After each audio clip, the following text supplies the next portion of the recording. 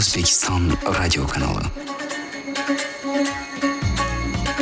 Davlat kadastrlari palatasi Qashqadaryo viloyat boshqarmasi Ko'ktala tuman filiali jamoasi tomonidan salmoqli ishlar amalga oshirildi. Bu to'g'rida filial boshlig'i Baxtiyor Eshniyozov shunday deydi.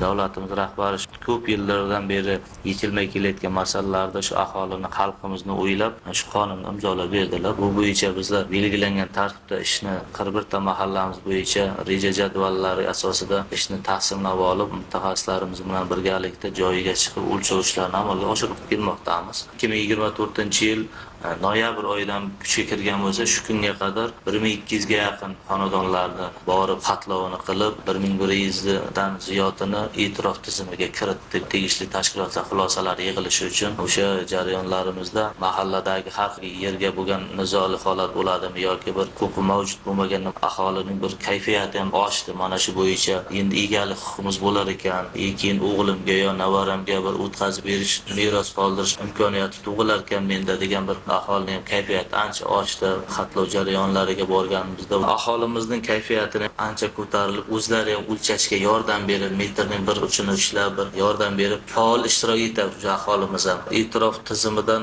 qaror chiqish bo'yicha fuqarolar qonunni bilib, o'rganib, uyda o'tirib, xatlov jarayonini kuzatib borishi, yoki yordamlashish, ko'maklashishiga ancha aholimiz ham ishtiyoq paydo bo'lib, yaxshi kayfiyat bilan yordam berib kelmoqda bizga. O'zbekiston radio kanali.